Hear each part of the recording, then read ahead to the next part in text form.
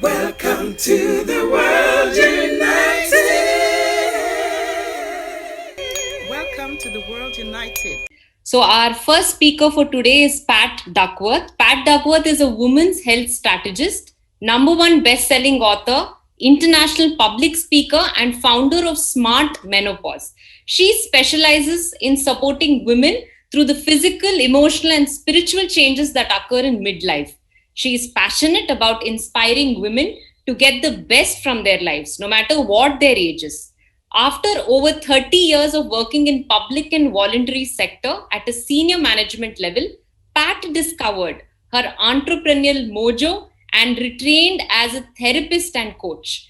Since then, she has published 4 books, including award-winning Hot Women, Cool Solutions, How to Control Menopause, Symptoms Using Mind-Body Techniques.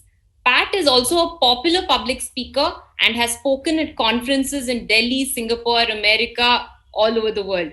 Thank you so much, Pat, for being a part of our session today. You're the first speaker, and your topic today is maximizing empowerment at menopause. Over to you, Pat. Welcome. Thank you, Samyukta. Thank you for the welcome. Thank you, Dr. Yugandhar, for welcoming me here. Thank you, Pat. Best wishes to you for the first session of Day 3 of World Parliament. Thank you very much. We are eagerly waiting for your session, please. Excellent. It's an honor to be here. So as we settle into this Day 3, let's all just take a deep breath and get ourselves centered. Lovely. So I want to know, I'm curious, how do you feel about midlife? As I say that word midlife, what are the words that come to mind for you? What are the feelings, the sensations in your body as you think about midlife? And then, if I say the word menopause, you've already heard it this morning. What came up for you when I said menopause? What words, what feelings, what sensations? And without judging yourself, were they negative words or positive words? Did they feel empowering or disempowering? Was there a feeling of excitement or dread? Have you already come through this stage, or is it something that's in your future? Just taking a moment to reflect on that, taking another breath. And if there was any negativity around it, just shaking it out. So the common words that we use around midlife, the first one that comes to mind is normally crisis. And if you haven't come through your midlife yet, who wants to go to something that's a crisis?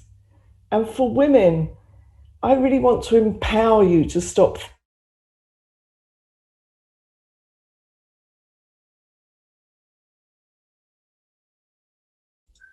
Yes, please. Hello, Pat.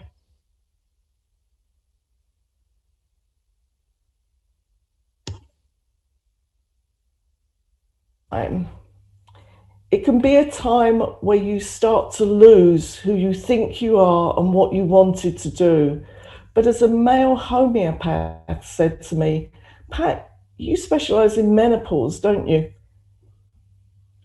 I envy women their menopause. It's your chance to reset. And I thought, finally, somebody who understands that chance to reset who you are and where you're going. So menopause is a time of physical change, and that's what people tend to focus on. Maybe it's that traditional, the feeling hot, the hot sweats, the night sweats.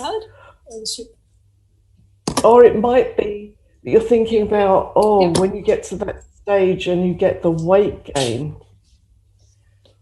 Or it might be that, it will do things to my skin and my hair. So the focus tends to be on the physical aspects of this. Yeah. However, there are lots of spiritual aspects to it. My rubber pull-out pins. This is a time that brings changes to the emotions and to the brain. And this time is a time of change, of liminal space between what was and what will be. If you've already been through it, you know that you come out the other side. Just as at puberty, when you were becoming a teenager, there was a bit before it where you might have been a bit excited, a bit worried about what you were losing of your childhood, but an excitement about becoming an adult. And so it is with this time of midlife and of menopause. There's a before when perhaps you were reproductive, you were excited about family, and there's an after when you can use all of the knowledge and experience that you've gained.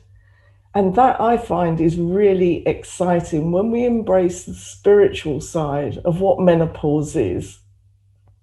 And liminal space is a space where transformation takes place, where newness can begin. And it may feel uncomfortable because change to us human beings does feel uncomfortable.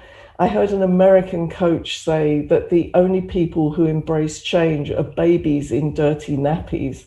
And I get that. There's that feeling of, well, I may not be comfortable where I am, but I'm more worried about where I'm going. But once you embrace the change, because it's all around us, something wonderful can come from it. And for many women, these physical changes and emotional changes can come as a wake-up call. It's that knowing that half of life may be over, but there are many more decades to come. And what did you really want to do in those decades? Who did you want to be at that stage of your life? It might be, and many women at this stage consider changing their jobs. There's some statistics that say that 25% of women consider changing their jobs at menopause.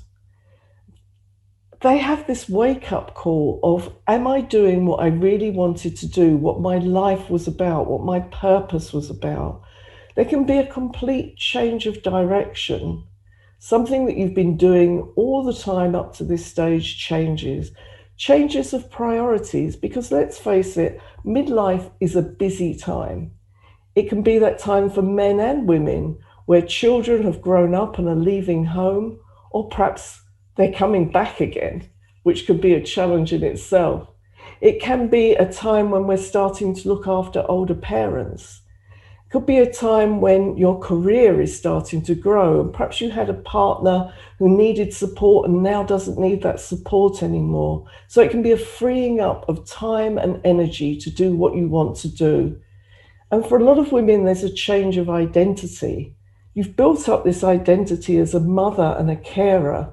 And then as the children start to leave home and the nest starts to empty, then there's that change of identity, which is why so many women think, who am I? Who am I now that all of this has changed? And I know that this changed for me. So I had spent over 30 years working in public service. I'd worked my way up to being a senior civil servant, being a director, everything that I'd wanted in the first stage of my life, the financial security, the job security, bringing my family up, that was all that was important. And then suddenly my brain started to shift as I realized that my body was changing and my emotions were changing. I started to get that, what do I want to do now? So you can picture the scene. I'm walking to work. It's a beautiful spring morning in central London. I'm walking through the park. In the distance, I can see the sun glinting off of Buckingham Palace. The birds are singing. Big Ben is chiming in the background. And then I realize that I'm crying, that there are tears rolling down my face. Everything that I thought I wanted now didn't feel right. And in that moment, I made that decision that I couldn't carry on doing what I was doing. I couldn't carry on commuting for 4 hours a day. I couldn't carry on impacting on my own health, on my own well-being, that there was something more that I needed to do. And that wake-up call for me meant that I went home and I decided I was going to retrain. I was going to do something that really meant a lot to me, which was understanding how the brain works, how the emotions work. And from that, I retrained as a therapist and a coach, and then realized that my calling, what I really wanted to do, was to speak to women at midlife about how life can be amazing, how it's not an ending, but a beginning, how you can now choose to do something that's really important to you, that satisfies the values in your life. And for some women, as I say, that might be a change of job. Other women realize at this stage that they want to commit to doing something more spiritual that may be community. It might be something that supports their community, or something wider than their community, that they put their life and their energy into a charitable foundation, or that they put it into political work. Because what they want to do is to make something special from their life, to do something important with it. And that's where the empowerment comes in, that if we use this time to empower women to use all of their knowledge and understanding in this second phase of their life, we're only one of 2 species of mammal that have a menopause. So there must be something special about it. The other species are killer whales. And the female killer whales that get to menopause are the ones who then guide the pod, who look after it. So how amazing that we can be in the same class as them and do something exceptional with our lives. So my question is to all of you women, whether you're pre-menopause or going through it or post-menopause, who do you want to be in this next phase? What is your purpose? What will fulfill you? As the author and monk Richard Rohr said, this is sacred space where the old world is able to fall apart and a bigger world is revealed. If we don't encounter liminal space in our lives, we start idealizing normalcy. Well, this year has not been one of normalcy, but if this is a stage in your life where you're making these changes, then this doesn't have to be normal either. This can be exceptional. So embrace your empowerment. Think about what it is you want to do and what gifts you can bring to the world at this stage in your life. I hope that I've inspired you to think about this and to take action. And if you're a man, to support the menopausal woman in your life to be this exceptional person in the second stage, and for the women to embrace this change and do something exceptional with it. Thank you, and enjoy the rest of the day in the Parliament.